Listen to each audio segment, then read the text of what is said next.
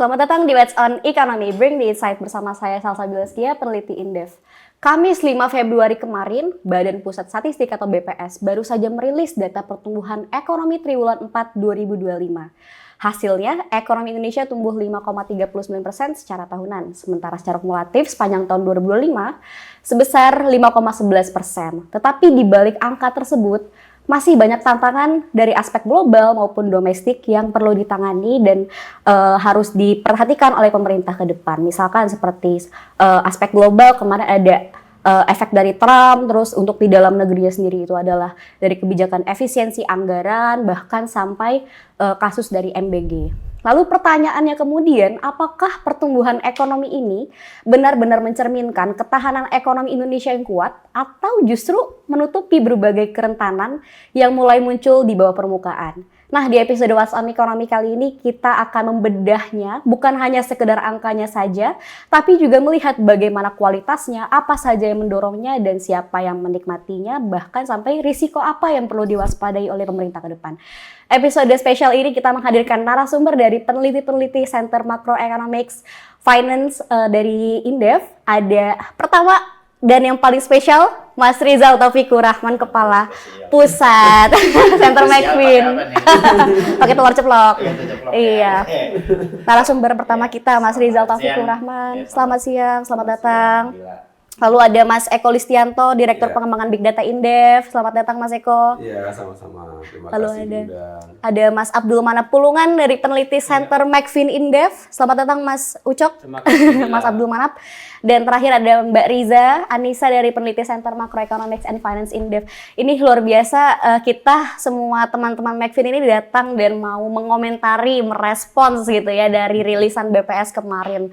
Sebenarnya kita sudah sempat melakukan diskusi publik juga ya untuk respons atau tanggapan terkait dengan pertumbuhan ekonomi triwulan 4 2025. Mungkin tapi sebelum kita membahasnya lebih jauh nih Mas Mbak semua, kalau ngelihat pertumbuhan kemarin, angkanya itu, apa sih pesan yang paling penting yang disampaikan dari angka tersebut? Mungkin pertama nih, aku mau mendengar dari Mas Eko. Silakan Mas, gimana Mas? Pesan apa nih yang paling penting nih Mas Eko nih sebenarnya nih? Kalau dari aku, pesan terpentingnya adalah target pertumbuhan ekonomi tidak tercapai. Kan? Jadi kita tahun lalu 2025 itu di asumsi makro APBN itu 5,2%. 5,2. Ya, capaiannya 5,11 ya. Oke, itu sedikit di bawah target, tapi tetap saja itu di bawah target. Gitu. Yep. Nah, terus kemudian saya coba melihat-lihat bagaimana kinerja pemerintahan terdahulu nih, ketika dia pada periode transisi ekonomi. Jadi transisi itu gini, Bill. APBN-nya kan amunisi utama pemerintah itu di APBN ya. Betul. APBN-nya itu yang mendesain adalah pemerintahan sebelumnya. Terus kemudian pemerintahan barunya itu menjalankan. Nah, situasi 2025 kemarin itu kan sebetulnya desain APBN itu masih dari pemerintahan Pak Jokowi ya. Terus kemudian yang menjalankan itu pemerintahnya Pak Prabowo, kira-kira begitu. Nah, hasilnya ya di pemerintahan Pak Prabowo ini kita bisa lihat pertumbuhan ekonomi belum mencapai target ya. Yang menetapkan target waktu itu masih pemerintahnya Pak Jokowi yang 5,2 ini gitu kan, tapi pelaksananya pemerintahan Pak Prabowo dan hasilnya belum mencapai target. Yang agak lebih bisa kita katakan kondisi yang lebih baik begitu ya, itu dikala pemerintahan dari Bu Megawati 2004 ya ke 2005 ke Pak SBY yang pertama. Nah itu ekonomi itu mampu tumbuh 5,6% ya. Padahal tadinya kalau nggak salah itu sekitar 5,2, targetnya sendiri sekitar 5,4 kalau nggak salah itu. Jadi masih di atas target gitu. Jadi pencapaian di pemerintahan transisinya Pak SBY periode pertama itu di atas target gitu. Nah ini kondisi yang menurut saya ya bisa kita katakan menghijau ya dari pemerintahan sebelumnya ke pemerintahan baru. Kalau di era Pak Jokowi awal ya dari Pak SBY ke Pak Jokowi 2014 2015 kalau nggak salah ya. Itu turun juga ya waktu itu bahkan di bawah 5% ya, dari 5%-an ke bawah 5%-an itu.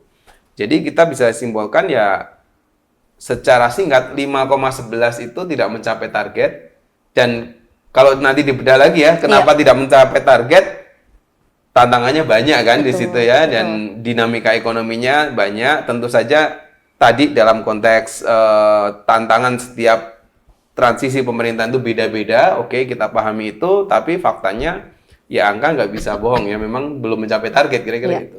Kalau dari Mas Rizal sendiri nih, tadi kan dari Mas Eko menyebutkan tidak sesuai target. Kalau Mas Rizal menilai dari pertumbuhan ekonomi triwulan 4 2025 ini seperti apa, Mas? Oke, gini. Mungkin nambahkan ya, kalau mencapai target tidak tercapai. Artinya apa? Sudah 1 dekade plus 1 tahun tidak tercapai target pertumbuhan ekonomi. Jadi Pak Jokowi ya periode 1 dan periode kan nggak tercapai. Ya, tidak pernah tercapai. Artinya ini juga begitu. Nah, tetapi yang ingin saya soroti adalah meskipun pertumbuhan ekonominya di atas 5,1%, mestinya angka itu mencerminkan kondisi ekonomi secara utuh itu. Jadi bagaimana angka mencerminkan realita. Ya. Jadi kalau kita agak bedah ya ke dalam, sebenarnya trigger ekonomi atau trigger indikator makroekonomi apa yang mendrive ekonomi di angka 5,11% ini di 2025. Jawabannya apa, Bill? Kira-kira. Lagi-lagi kan kontribusinya consumption. Tapi triggernya adalah pengeluaran pemerintah. Gitu. Artinya apa? APBN selama ini atau fiskal mendrive ekonominya iya, tetapi sayangnya mendorong perbaikan consumption itu tidak terjadi. Dan ini terus berlanjut ya atau terjadi 3 tahun terakhir gitu pasca Covid. Memang ya di TW4 ya angkanya kan cukup memukau ya 5,39. Bahkan pertumbuhan ekonomi yang paling tinggi ya pasca Covid di TW4. Tetapi angka ini masih belum mencerminkan kenyataannya di lapangan. Memang betul angka ini dengan perhitungan presisi, tetapi yang jadi pesannya adalah kita jangan melihat angka, tetapi justru pemerintah gitu ya, atau kita melihatnya angka ini harus merepresentasikan kualitas pertumbuhan, terutama di dalam mendongkrak consumption. Karena real di lapangan sekarang, consumption itu menjadi problem besar, yang kemudian berpengaruh terhadap production-nya gitu. Nah ini yang mungkin angka ini tidak hanya dalam konteks angka besaran, tetapi justru harus merefleksikan kenyataan. Terkesan kan angka ini bagus, tapi kayak anomali gitu dengan kenyataannya. Ya, itu saya kira. Tapi saya jadi penasaran, Mas. Biasanya ya sebelum periode sekarang ini, apakah memang pertumbuhan ekonomi itu angkanya sesuai dengan realita yang terjadi di lapangan? Misalkan di era tadi seperti zaman Presiden SBY atau Megawati dan lain-lain. Apakah memang di fakta apakah benar seperti itu atau mungkin data tidak sesuai dengan fakta bisa terjadi kan? Tapi mungkin gimana, Mas? Iya, justru ini yang menjadi anomali ya. Jadi terkadang memang data itu tidak secara direct gitu ya mencerminkan, tetapi ada indikator-indikator kunci yang mestinya itu seirama gitu ya, sama gitu. Katakanlah kita consumption itu kontributor paling besar. Betul, ya. Tapi pertumbuhannya tidak mencapai 5%, tidak sampai ke 5%. Pertumbuhan gitu. konsumsi Pertumbuhan rumah tangganya. consumption-nya, ya. Kan gini logikanya ya. Peran consumption itu 53% katakanlah. Iya. Kalau ingin kita mencapai 5,11%, mestinya kontributor yang paling besar ini dan PMTB kan paling tinggi. Betul. Ini yang harusnya di atas itu semua tuh. Oke. Kan gitu. Iya. Nah, ini ternyata kok aneh consumption-nya. Ya meskipun didrive oleh indikator makro lain ya. Katakanlah pengeluaran pemerintah. Tetapi kan tidak besar. Ya. Jadi agak jadi pertanyaan gitu ya. Mengapa pertumbuhan ekonomi yang cukup tinggi ini 5,11% ini tetapi consumption-nya malah di bawah itu. Oke. Karena selama ini yang tadi Mas Eko sampaikan di beberapa rezim policy sebelumnya. Jadi consumption rumah tangga itu biasa di atas pertumbuhan ekonomi gitu. Biasanya Gitu. konsumsi rumah tangga di atas Iya. pertumbuhan ekonomi. Nah, kalau misalkan kita ngelihat tadi angka pertumbuhan ekonomi yang mungkin dibilang Mas Rizal anomali gitu ya. Menurut Mas Eko sendiri, sebenarnya apa yang membuat angka pertumbuhan ekonomi di triwulan 4 2025 menjadi seperti itu? Apa yang faktor yang mendorong, yang meningkatkan gitu akhirnya bisa sebesar itu, Mas? Ya, pertama tentu faktor tadi konsumsi ya. Angkanya benar kata Mas Rizal.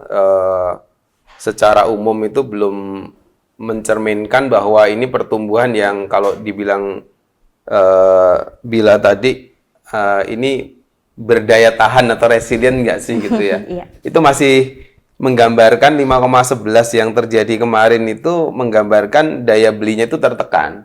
Karena secara keseluruhan konsumsi rumah tangga itu hanya tumbuh 4,98, masih di bawah pertumbuhan ekonominya gitu. Iya. Benar kata Mas Rizal tadi, dulu-dulunya itu biasanya at least sama lah gitu ya. Jadi kalau ekonomi tumbuh 5% ya pertumbuhan konsumsi itu ya setidaknya 5%, bahkan lebih tinggi. Dan itu yang membuat gambaran-gambaran di level mikronya ya memang dengan segala macam kelemahan PDB itu ada rasanya lah kira-kira gitu. Beda antara tumbuh 6% dengan 5% kira-kira gitu waktu itu ya. Dan kalau yang sekarang terjadi itu adalah pertama tadi tekanan di konsumsinya itu masih sangat kuat begitu. Memang ada penopang lain yang bisa kita katakan meningkat seperti ekspor ya. Ekspor dengan impor itu kalau saya lihat kita relatif lah gitu ya dalam konteks tahun 2025 itu lebih baik begitu karena pertumbuhannya kalau nggak salah itu sekitar berapa ya 7 atau berapa gitu. Nanti bisa dilihat ya di statisnya BPS itu gitu. Nah, sementara impornya itu agak sedikit terkoreksi begitu sehingga itu yang membuat juga kontribusinya menjadi lebih baik gitu. Iya. Nah, tetapi lagi-lagi dan satu lagi mungkin ya investasi ya, pembentukan modal tetap bruto ya, itu yang juga berkontribusi signifikan begitu. Per komponennya tentu ini dari sisi penggunaan ya atau pengeluaran, per sektoralnya juga ada kontributor dari masing-masing sektor ya. Yang kuatkan industri ya, kontribusinya sampai 19%, masih tetap kontributor utama. Cuma kalau kita lihat sebetulnya nanti mungkin bisa dielaborasi lagi sama teman-teman ya. Dari perspektif makronya itu kan badai PHK itu sering kita dengar nih sebetulnya, apalagi tahun 2025 kemarin betul, ya. Sehingga ini mungkin industrinya tumbuh oke, tapi jangan-jangan ini memang yang ya bermesin-mesin gitu ya, kira-kira yang padat modal gitu ya. Jadi supaya nggak protes, nggak demo UMR gitu ya, diganti dengan model-model yang banyak heavy di permesinan mungkin ya yang menggunakan mesin. Mungkin itu ya, tapi kita harus cek lebih jauh sih untuk itu. Kalau tadi kemarin kan kita ngelihat 2025 itu banyak banget ya event atau kejadian yang terjadi gitu Mas ya. Misalkan mulai dari Trump yang tarif, terus bahkan kita dari awal tahun itu ada kebijakan efisiensi anggaran, bahkan yang mungkin ini agak event menyedihkan gitu ya, mungkin ada bencana alam gitu ya, ada kejadian yang sangat menduka gitu di Provinsi Sumatera gitu.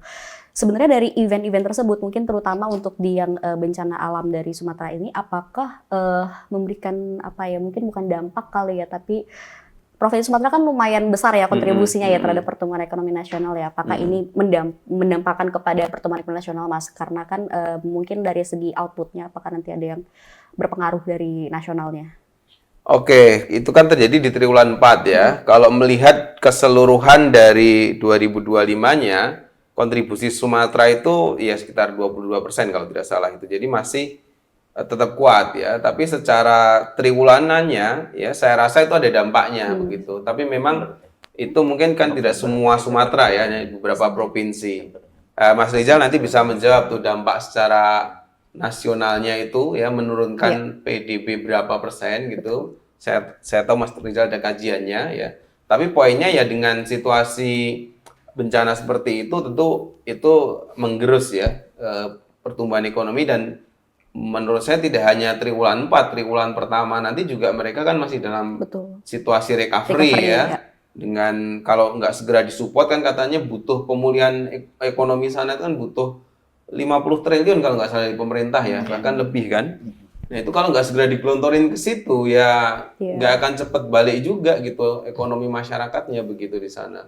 Kira-kira poinnya itu. Ya karena banyak aspek yang harus di recovery lagi ya dari jalanan terus dan lain-lainnya Mas Benar. ya. Nah terus tadi kan kita udah disinggung terus nih masalah konsumsi rumah tangga nih ya Mas Rizal, Mas Eko, Mas Manap dan Mbak Riza. Konsumsi rumah tangga jadi salah satu yang mendominasi untuk kontribusi ke pertumbuhan ekonomi, kita kan udah tahu semua ya. Tapi kalau kita ngelihat dari secara historis datanya kan Mbak Riza bahwa tadi melemah terus nih bahkan sampai yang sekarang di bawah pertumbuhan ekonomi nasionalnya. Kira-kira ini tuh masalah utama itu sebenarnya apa Mbak Riza? Apakah mungkin dari segi dari masyarakatnya yang dari pendapatannya masih kurang sehingga tidak mencukupi untuk konsumsinya atau bagaimana Mbak Riza sebenarnya? Ya, jadi sebenarnya ini faktornya itu kompleks ya. Jadi di satu sisi tadi kelompok kelas menengah terutama, dia sangat terpukul kan.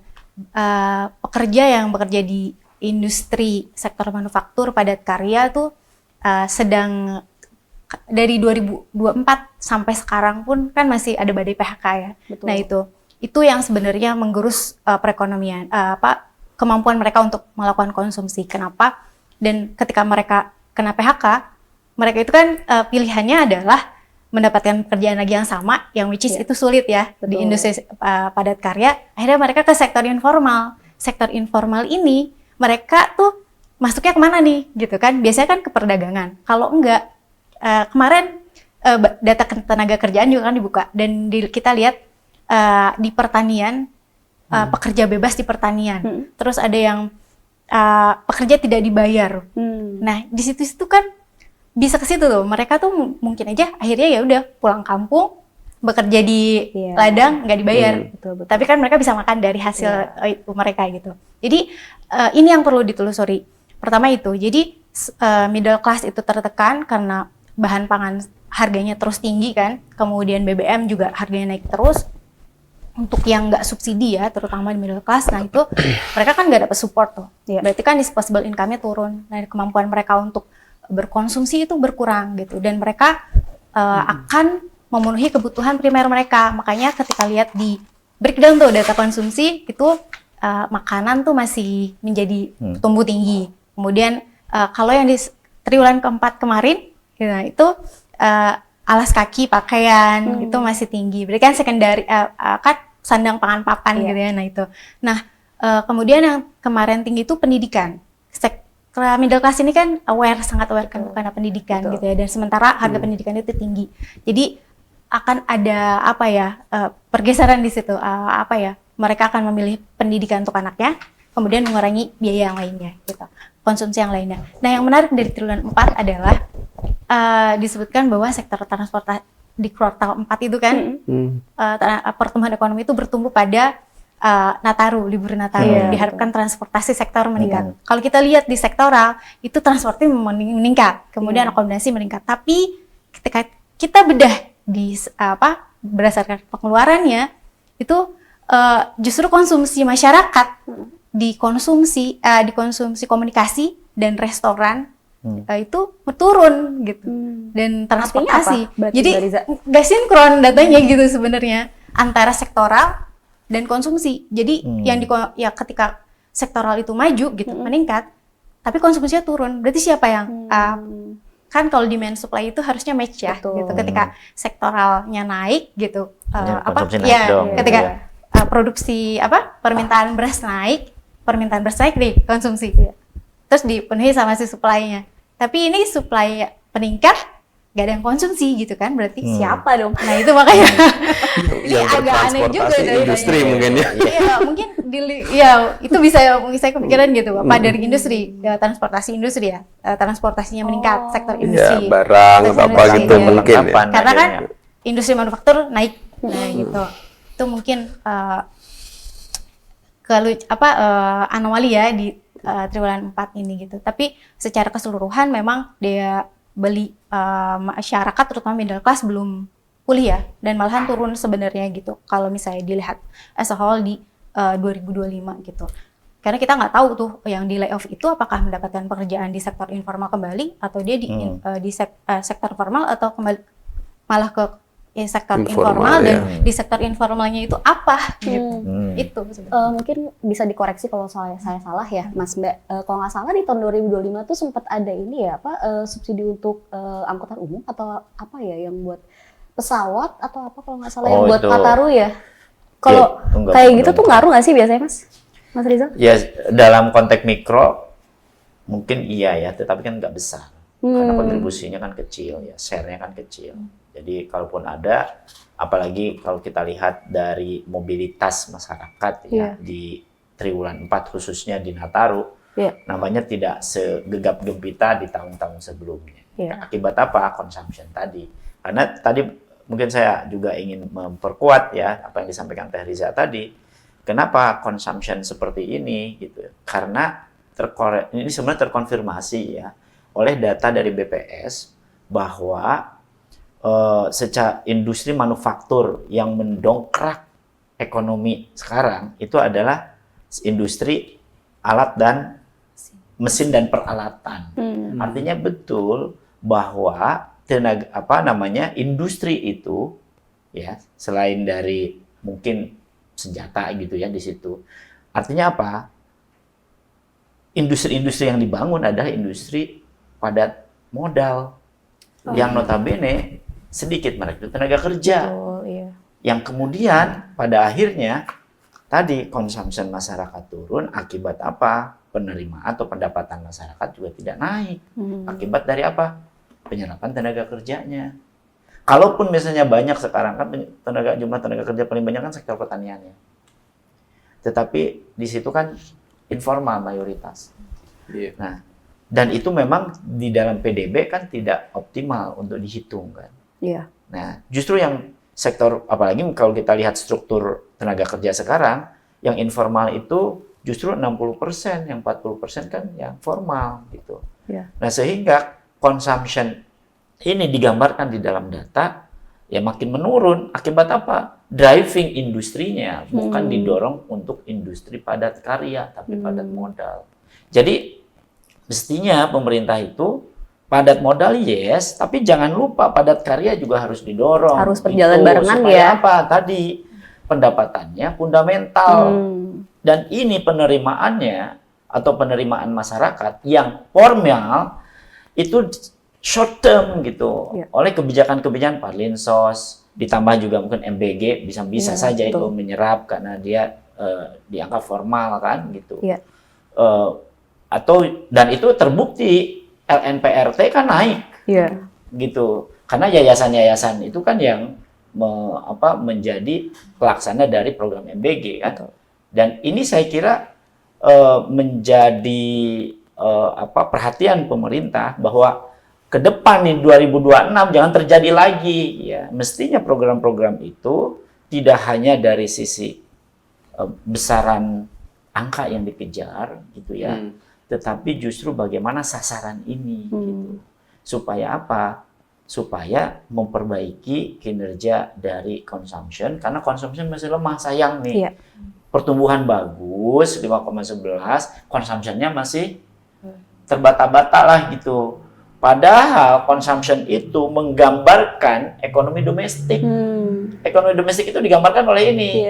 Kalau kemudian digambarkan oleh ekspor impor itu mah eksternal karena permintaan luar gitu. Justru harus dibangun adalah consumption ini. Kondisi karena 3 lapangan, tahun terakhir kan turun terus gitu. Itu saya kira. Iya, itu relatable sih saya karena kayak tahun kemarin itu tahun berat ya. Semoga tahun ini enggak berat. ya. Banyak yang mantap ya makan tahu. Bukan hanya mantap, ada satu lagi mindset. Mindset apa tuh? Makan aset. Makan aset. Nah, ngomongin aset nih. Mau nanya nih ke Mas Manap nih, kan terkait dengan kelas menengah tadi kan kita banyak bahas banyak yang makan tabungan, makan aset. Terus kalau kita lihat juga kayaknya saya sebagai Gen Z mau curhat sekalian ya teman-teman ya. Sebagai Gen Z tuh ngerasa kayaknya makin kesini kayak ngerasa makin susah buat beli rumah. Even buat nabung aja tuh susah. Ada program pemerintah ya? Betul, padahal ada program pemerintah terus kan bahkan apa tuh yang berapa juta rumah tuh 3 juta rumah 3 ya. juta rumah. 3 juta rumah gitu kan. Bila kebagian nggak? Ikut nggak? Dapat di Semoga mana? dapet ya. Jadi udah beli Bila nih. Belum nih, Oh, aduh belum. masih itu dia makanya saya Iya, ngerasa iya. ini mewakili para Gen Z gitu Iya, mungkin ya iya, dan iya. para Iya, Gen iya. milenial yang ngerasa mungkin kesusahan untuk menabung atau apa namanya membeli aset atau rumah gitu ya. Menurut Mas Manap sendiri ini sebenarnya problematikanya tuh seperti apa sih? Apakah memang karena harga properti itu naik terus atau dikuasai mungkin ya kalau kata netizen gitu ya, dikuasai oleh sekelompok orang aja gitu sampai akhirnya kita tuh susah gitu karena kan orang sekarang kan beli properti ya buat investasi kan. Ya. Sedangkan saya mau beli properti buat Digunakan tinggal. ya, utility Itu ya. yang susahnya kan. Nah, menurut Mas Manap gimana nih, Mas? Nggak usah ke properti dulu ya, jadi kita lihatnya kebutuhan sehari-hari dulu. Iya, betul. Karena gini, inflasi kan sekarang yang bahan makanan sangat naik tinggi ya, di mana kelas menengah ke bawah itu sekitar 60-70% alokasi pendapatannya ke situ. Kalau itu nggak beres, ngapain kita beli rumah? Makan Gitu dulu dia. aja kan. Makan aja Makan susah aja gitu susah. ya.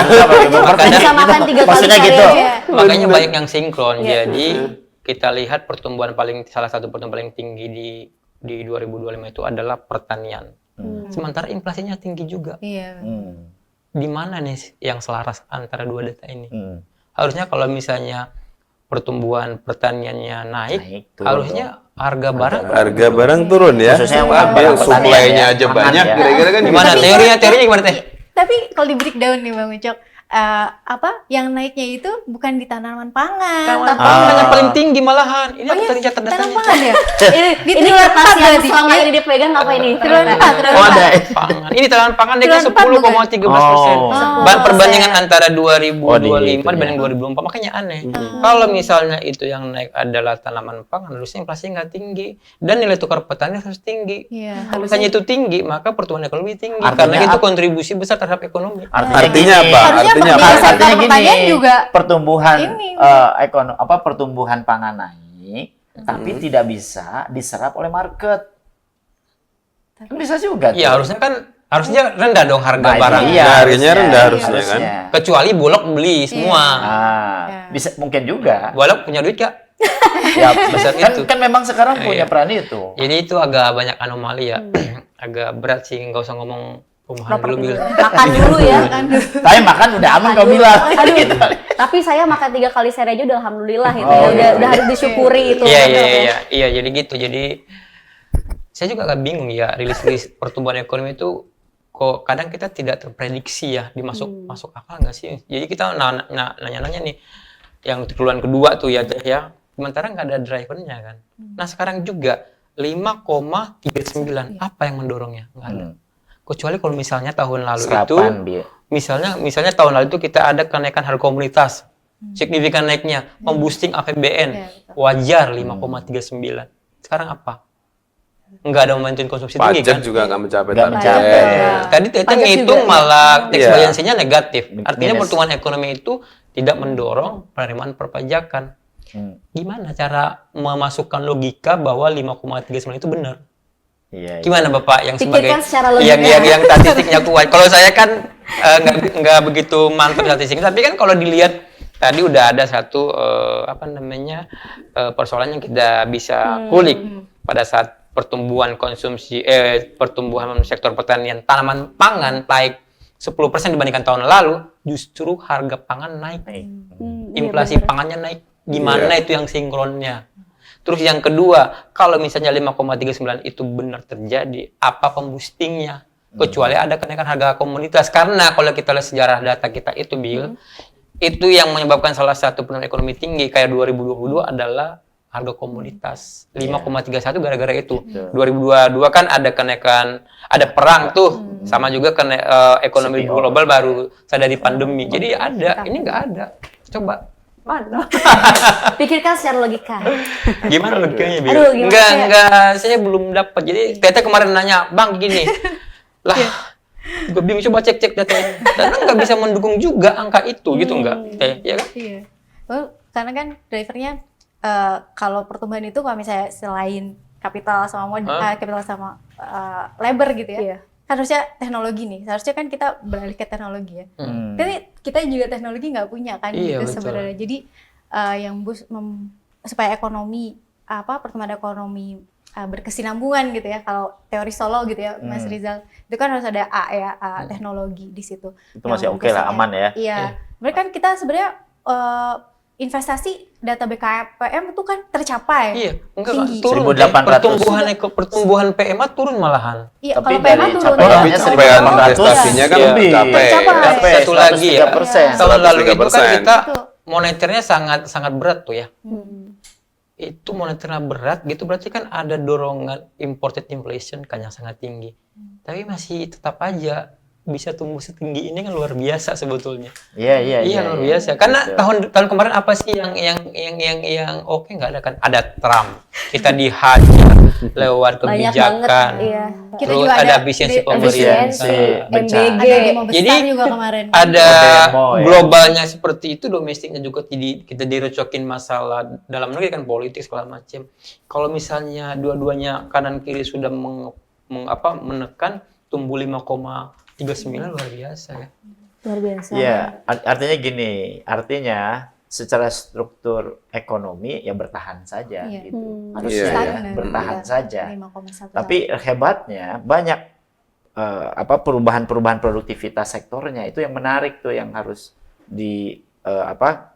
dikupas gitu. Iya. Tapi yang paling pasti di capaian pertumbuhan 2025 itu memang mengkonfirmasi itu bahwa pertumbuhan ekonomi itu khususnya ya di industri manufaktur, drivernya itu dari industri mesin dan peralatan itu. Iya. Itu loh. Jadi artinya apa? Selama ini mesin ekonomi yang notabene dari industri manufaktur untuk meningkatkan nilai tambah itu dari industri-industri berbasis tambang melalui mesin dan peralatan. Berapa sih jumlah tenaga kerja? Nilai tambah iya. Di situ ada nilai tambah hilirisasi. Tetapi yang harus menjadi cerminan adalah bagaimana balancing policy padat karya dan padat modal ini harus ditransformasi. Namanya kan transformasi ekonomi nih. Betul. Jangan sampai ini diulang di 2026. Jadi kalau tadi Bang Ucok, misalnya ini gimana relevansi antar variabel-variabel ekonomi ini kok nggak make sense gitu secara ekonomi. Apa ada teori baru kali ya? Karena Maksud di kasus untuk Indonesia maksudnya. ya mungkin ini, jadi naik turun angka aja sih sebenarnya itu ya. Jadi kenapa misalnya Iya. produksi di sektor pangan itu kan beras, umbi-umbian kan gitu ya. Kenapa? Harusnya itu kan bisa deliver, kemudian menekan inflasi. Tapi masalahnya meskipun ada itu, orang mau beli gimana, nggak ada duit kan. Iya, betul. Ini itu juga. Iya. Kalaupun misalnya naik, karena ada create market yang gede sekarang, MBG. Mungkin diserap itu dengan jumlah juga yang kurang gitu loh. Jadi pertumbuhan yang besar itu bisa saja itu masih kurang oleh pasar yang besar ini. Akhirnya tadi ada efek dari inflasi impor. Iya. Apakah pangan, non-pangan di situ. Ya. Jadi ya termasuk juga misalnya kemarin kenapa kok telur harganya bisa naik loncat gitu. Pada saat ulang tahun presiden, menu MBG Telur nasi goreng. Iya. Ada telurnya. Jadi Ya, sehingga semuanya telur. telur Jadi permintaannya naik, bisa naik pasar 3 kali betul. lipat. Bayangkan. Terus ayamnya nggak bisa langsung dia paksa bertelur kan? Iya, artinya apa? Create market. Iya. Kan MBG itu harusnya dilihat sebagai market. Iya. Iya. Market creating Market, gitu ya. untuk di sektor-sektor ini pangan Betul. kan. Tapi ini juga menjadi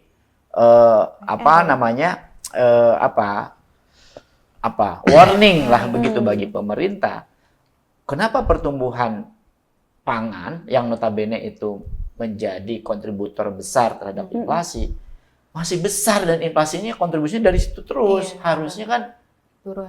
bisa ditekan lagi gitu. Iya. Iya, iya. Nah, itu yang menurut saya banyak memang kalau artinya gini, stabilisasi struktur ekonomi kita memang nampaknya sedang menuju transformasi. Nah, transformasi kemana? Kan ini pertanyaannya nih.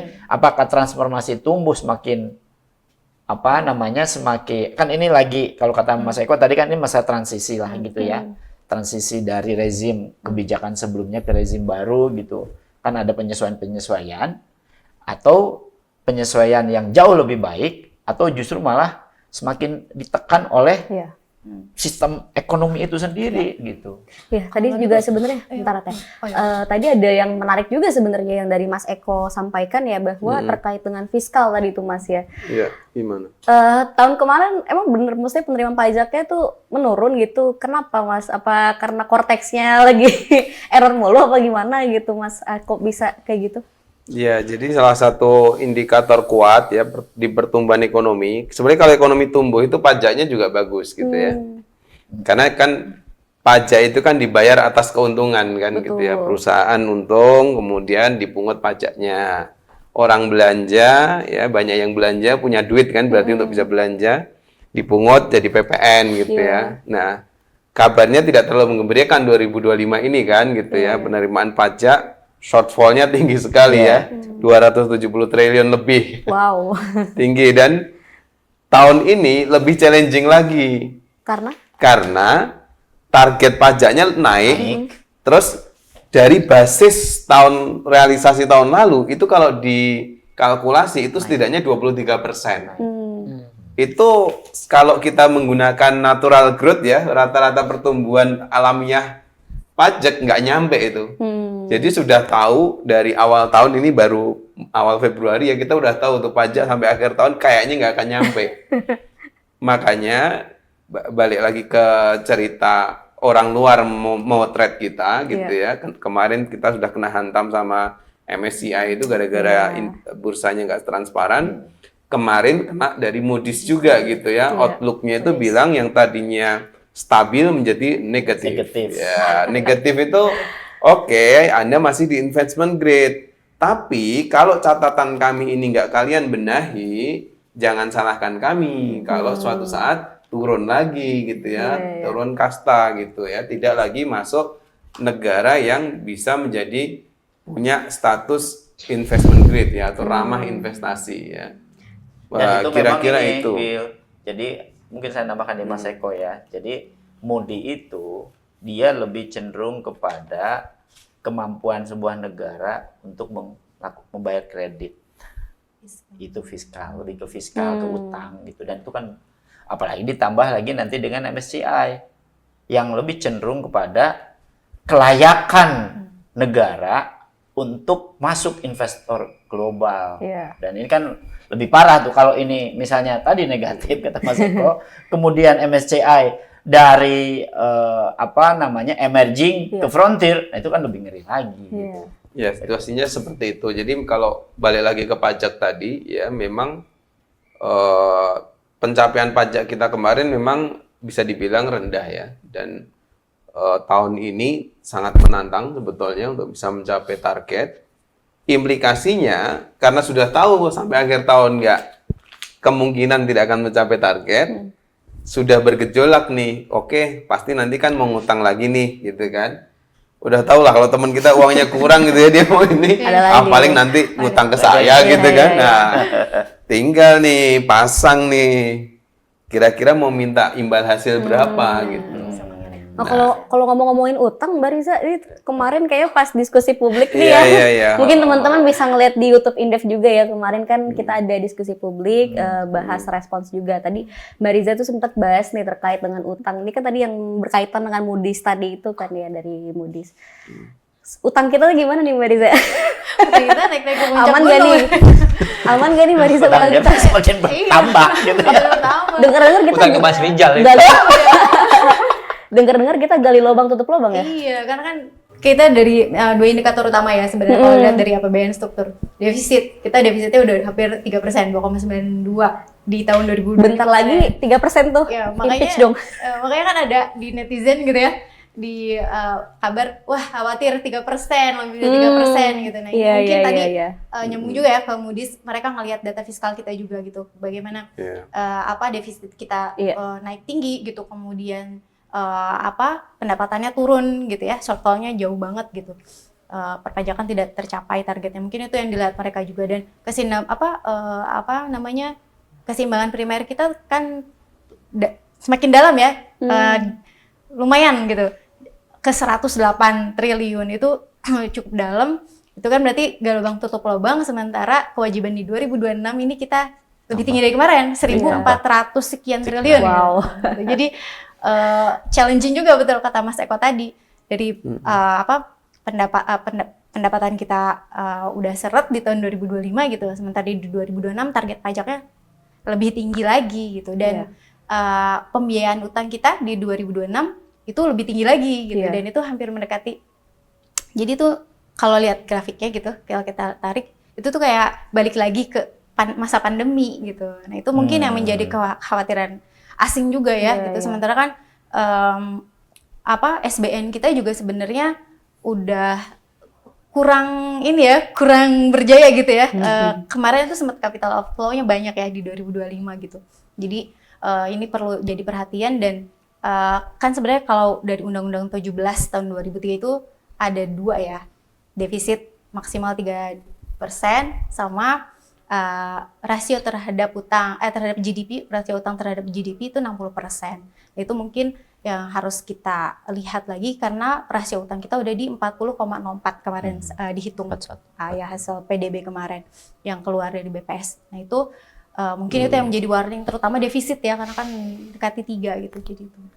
Tapi kalau misalkan ngelihat dari aspek fiskal nih, sebenarnya yang paling menarik di tahun 2025 tuh kan yang dan sering dikritik adalah efisiensi anggaran ya. Kayaknya kalau nggak salah tahun ini juga ada, tapi namanya diganti reprioritasi kalau nggak salah ya, bukan di efisiensi anggaran lagi. Tapi kemarin kita ngelihat ternyata banyak pos belanja nih yang jadi jadi tersingkirkan gitu ya. Misalkan bahkan kalau kemarin banyak disinggung tuh yang ada BMKG. Yang akhirnya belanjanya jadi kurang, terus ngefek ke cuacanya yang diprediksi tidak sesuai gitu. Itu mungkin sama kayak sekarang mungkin ya nggak sesuai diprediksi nih. Sebenarnya bukan BMKG aja. Kalau banyak ya? BNPB. BNPB. Yang penanggulangan bencana. Itu juga turun. Coba dilihat ya. Jadi itu emang menarik juga, kan APBN 2026 tuh beda sama RAPBN ya, ada penambahan anggaran. Itu coba, saya belum selesai semuanya ngecek satu persatu. Banyak ya.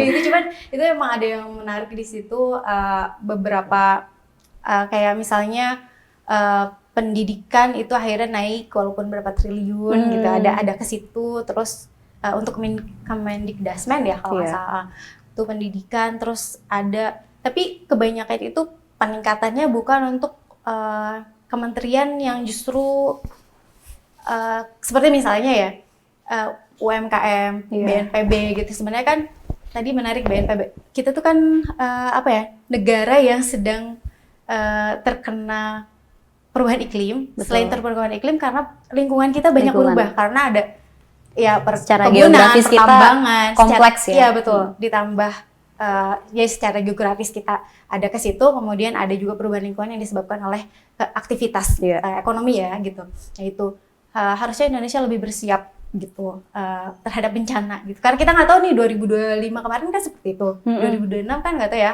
karena kan aktivitas kita semakin meningkat ya untuk SDA gitu. Itu sebenarnya perlu dipersiapkan. Berarti apakah kebijakan efisiensi kemarin belum tepat? Ya gini Bill, efisiensi itu boleh-boleh saja, tapi kita juga setuju, apalagi anggaran yang memang tidak mendrive ekonomi gitu ya, atau pemborosan gitu ya, yang kemudian itu tidak memberikan apa-apa gitu terhadap kinerja ekonomi. Nah, kalau kemudian efisiensi ini apakah menekan pertumbuhan, pasti ya. Efisiensi tahun lalu itu kan untuk TKD khususnya katakanlah ya. Untuk TKD itu kan cukup besar ya, 50 triliun. Ya, cukup besar tahun 2025 ini. Dan itu pun ternyata di beberapa daerah itu mengalami shock juga ya. Guncangan tidak hanya layanan tapi juga kinerja ekonominya. Nah, apalagi tahun 2026 lebih dahsyat lagi nih, 6 kali lipat, 300 triliun. Kan TKD itu hampir 900 triliun. Katakanlah diefisienkan sekitar 250 atau 300 triliun, bayangkan cuma 600-700 triliun lah gitu. Bayangkan 300 triliun itu kurangi lagi. Bisa terbayang nggak? Tekanan ekonomi di domestik, khususnya di regional, itu jauh lebih tertekan. Kemarin pun dengan 50 triliun, itu tertekannya luar biasa. Nah, pemerintah melihat situasi seperti ini, ya, maka tentu harus mempertimbangkan nih, di 2026 ini, 300 triliun itu diambil dari mana? Apakah seluruh provinsi? Iya. Atau provinsi-provinsi yang sudah mandiri gitu. Karena ada provinsi kan sudah mandiri. Sorry, 300T itu apanya itu? Turunnya pengurangan TKD.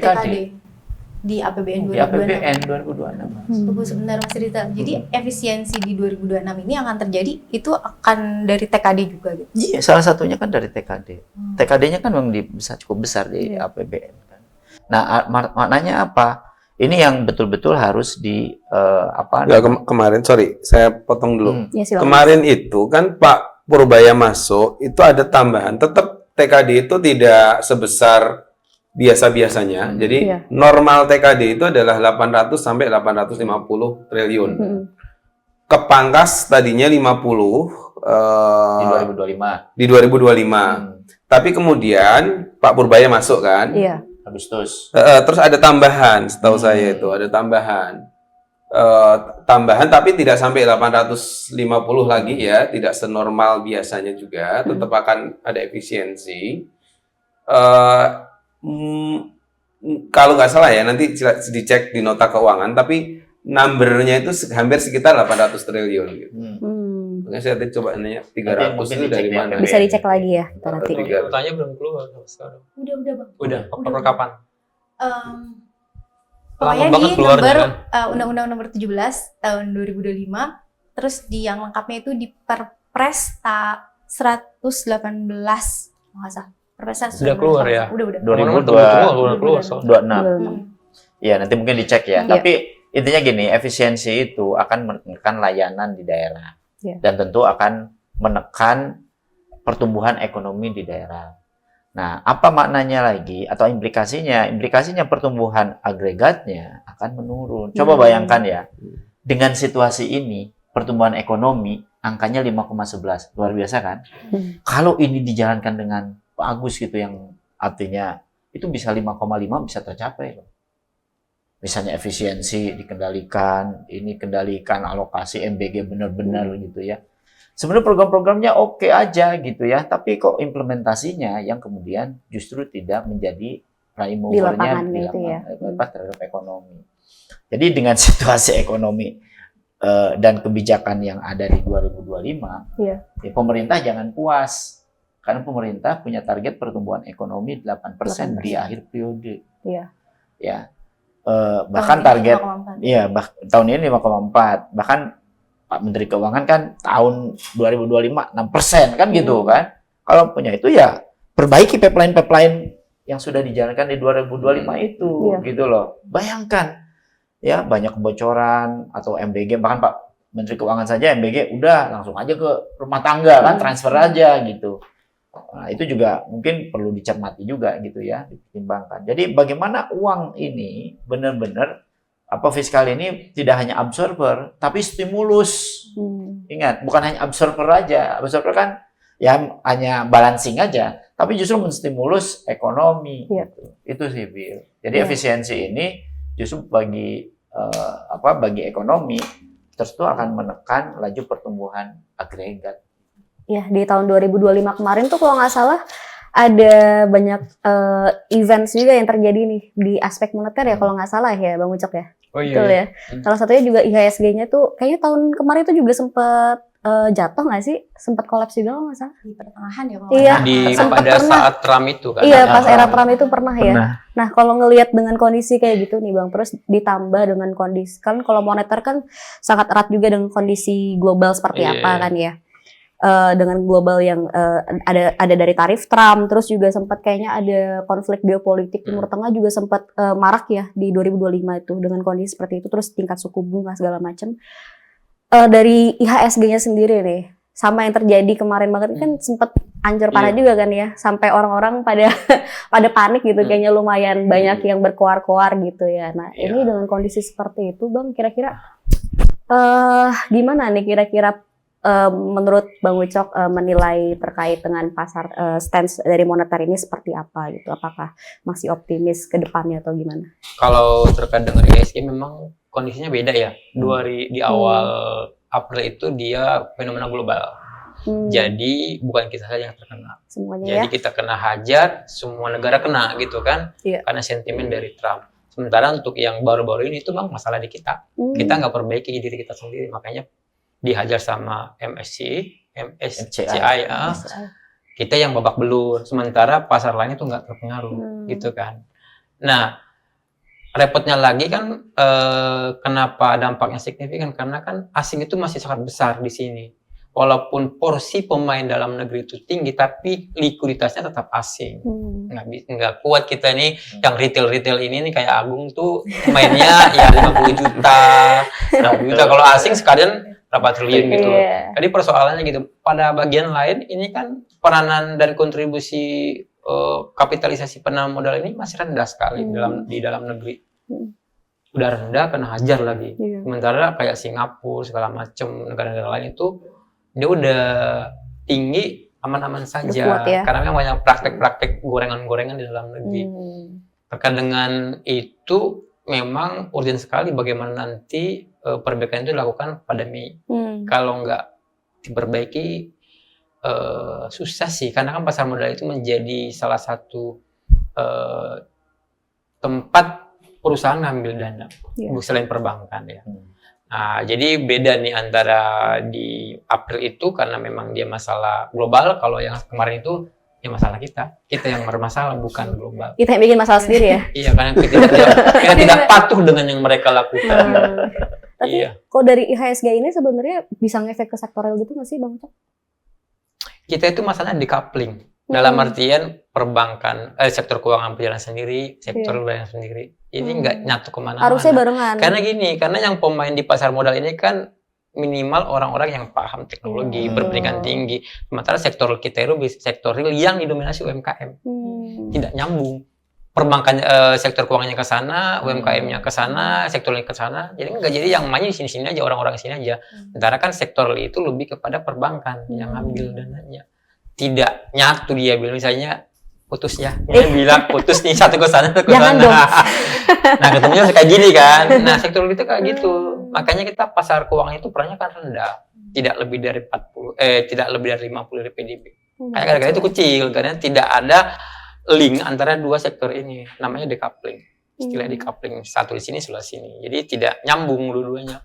Gitu. Kenapa bisa gitu? Maksudnya apakah memang tidak ada political will dari antar stakeholdernya atau bagaimana Bang Ucok? Iya, gara-gara memang sektor keuangan kita itu tidak diarahkan ke sana, hanya diarahkan untuk kapitalisasi pendapatan bagi pemilik modal. Iya kan? Kecuali misalnya kayak di India tuh. India itu jelas di undang-undang undang-undang bank sentralnya mewajibkan perbankan minimal menyalurkan kredit 20% ke sektor pertanian.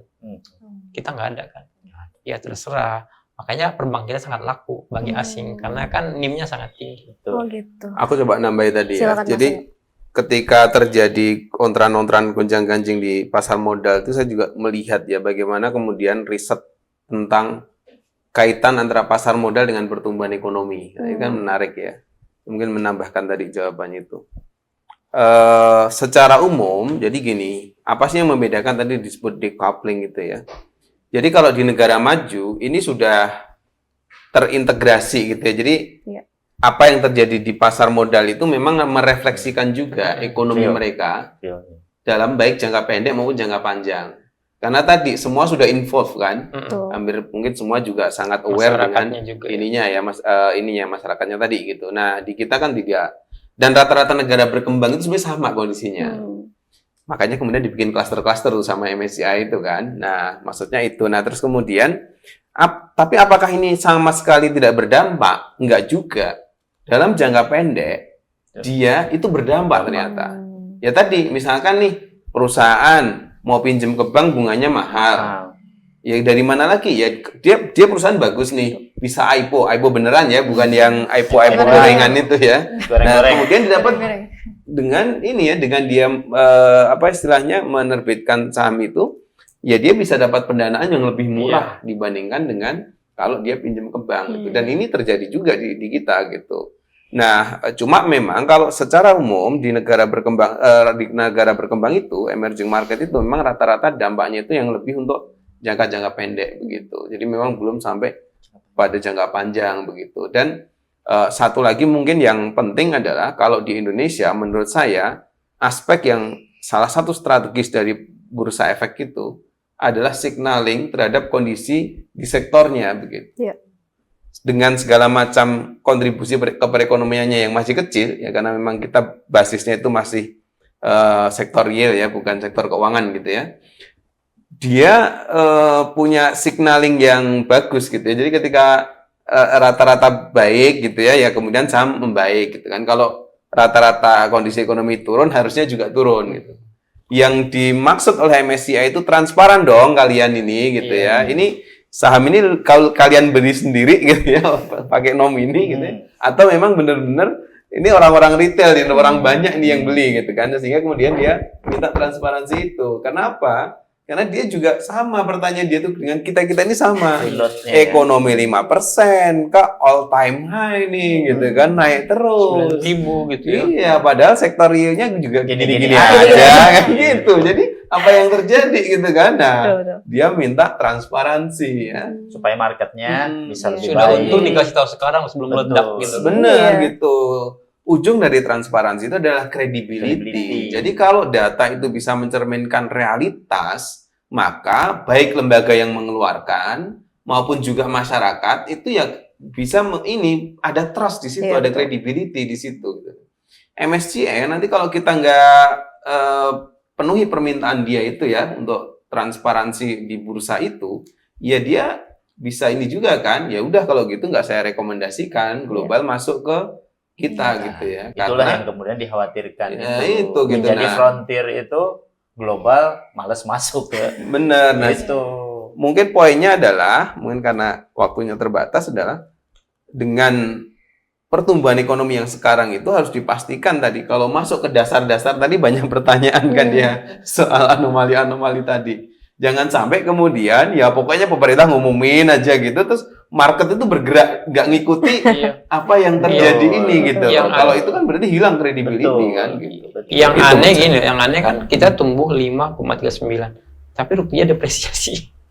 Ya itu salah satunya karena dia nggak mau ngelihat Di faktor situ fundamental. poinnya credibility di Betul. situ. Iya. Dan credibility itu erat kaitan dengan tata kelola, governance.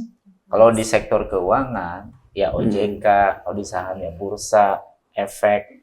Kalau di fiskal ya pemerintah, Benar. gitu. Jadi credibility itu bukan hanya di sektor keuangan. Kalau sektor keuangan ada yang ngasih indeks, Iya. MSCI, Moody, ada yang ngingetin di fiskal. Apa? Nah, kan nggak ada.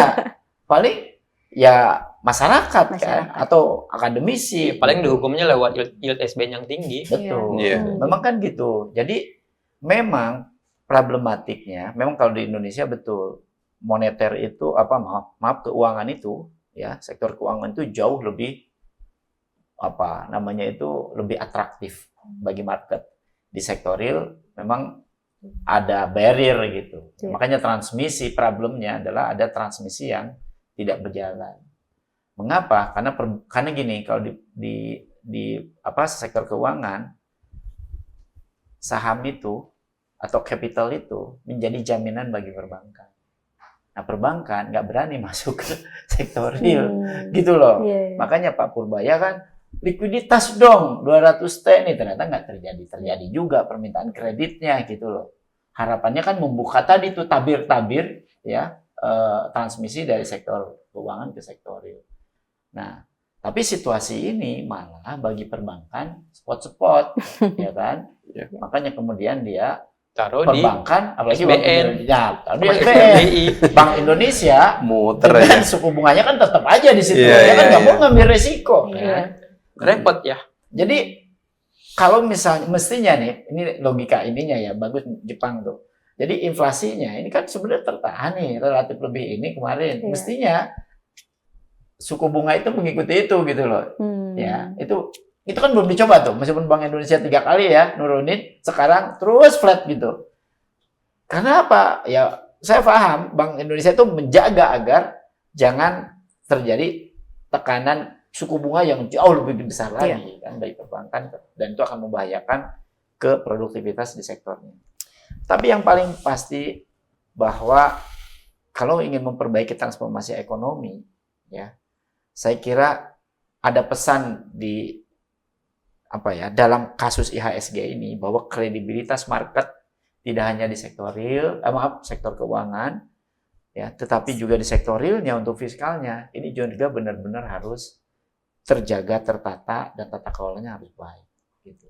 Itu menjadi trigger. Bayangkan kalau itu bagus dua-duanya. Mungkin kata Pak Purbaya 6%. Mungkin kita jadi optimis. Gitu. Possible gitu ya. Loh. Kan optimisnya kan. Ya. Sebenarnya. Nanti kita lihat nanti. Kan nggak gitu. mungkin, ya. Nggak mungkin. Tapi kan nggak mudah gitu loh. Betul. Buktinya Pak Purbaya masuk 1 semester ngejar-ngejar untuk mendorong pertumbuhan ekonomi di angka yang tinggi, ya capaiannya 5,11 kan. Iya. Gitu. Masih banyak tantangan dan PR yang perlu diselesaikan oleh pemerintah, dan yaitu peran penting dari akademisi, peneliti, dan juga mungkin lembaga lain yang untuk bisa mengawasi ya, sebagai pengawas gitu ya, kinerja pemerintah seperti apa. Nah, kita udah nyampai di ending dari podcast episode spesial ini yang luar biasa panjang ini. Semoga teman-teman yang mendengar di YouTube tidak bosan ya, sambil makan, sambil mau tidur gitu bisa mendengarkan podcast kita sambil ngemil gitu. Mungkin sebelum kita closing, aku mau mendengar dulu nih dari keempat narasumber yang luar biasa di diskusi ini terkait dengan seperti judul podcastnya, What's on Economy gitu. Satu kata aja mungkin boleh dari Bang Ucok terlebih dahulu. What's on economy? What's on our economy, Bang Ucok? Credibility. Credibility, perlu credibility dari Kaitannya apa nih? What's on ekonominya itu What's on apa? ekonominya terkait dengan ada apa Hari dengan ini. ekonomi kemarin gitu. Ada apa dengan pertumbuhan ekonomi 5% kemarin Oke, gitu. Apa tadi credibility? Udah, Credibility. Dari Mbak Riza, Kapasitas fiskal. kapasitas fiskal. Dari Mas Rizal, Quality ya. quality. Dari Mas Eko terakhir, Dari aku, bahaya. Langsung yang terakhir bukan merah lagi, kuning, sinyal. yang terakhir Kuning memang merah. ini punchline-nya Untuk bahaya. terakhir ya, untuk terakhir. Oke, terima kasih banyak Mas Mbak semuanya sudah berdiskusi sangat panjang dan detail. Mungkin teman-teman kalau misalkan mau membaca atau mau kulik-kulik lagi info-info tentang pertumbuhan ekonomi atau mungkin gimana kondisi ekonomi sekarang. Kebetulan Macfin ngeluarin brief update juga gitu ya. Iya, Kita Jualan Macfin ya. Iya dong. Kita biasanya melakukan brief update, nanti bisa teman-teman cek di website Kapan Indef. terbit? Udah. Nanti kita bicarakan. Tunggu tanggal mainnya. Secepat ya, Tunggu secepat tanggal ya. mainnya. Iya, nanti ini di-upload sudah rilis gitu. Oh, Jadi yes, bisa teman-teman yeah. cek di website Indef untuk brief update dari Dan itu Macfin. banyak ini ya, kejutan-kejutan Betul. analisisnya ya situ Banyak ya. shock di situ, jadi bisa dipantau saja. Oke, terima kasih banyak Mas Mbak semuanya. Oke. Semoga next kita bisa berdiskusi lagi dengan teman-teman Macfin semuanya. Terima kasih banyak. Terima kasih Sama-sama. Bila, sama-sama. Pertumbuhan ekonomi Indonesia di akhir 2025 ini memang terlihat solid di atas kertas. Namun diskusi hari ini menunjukkan bahwa tantangannya ini jauh lebih kompleks. Mulai dari melemahnya konsumsi rumah tangga, dinamika kebijakan efisiensi anggaran, hingga gejolak pasar keuangan dan arah kebijakan moneter. Kedepan, tugas kita bukan hanya menjaga pertumbuhan saja, tetapi juga memastikan bagaimana kualitasnya. Agar benar-benar dirasakan masyarakat dan cukup menghadapi ketidakpastian global. Nantikan episode What's on Economy selanjutnya pada YouTube Official Indef. Untuk informasi dan kegiatan Indef lainnya, teman-teman bisa kunjungi di Instagram @indef_official. Terima kasih dan sampai jumpa kembali.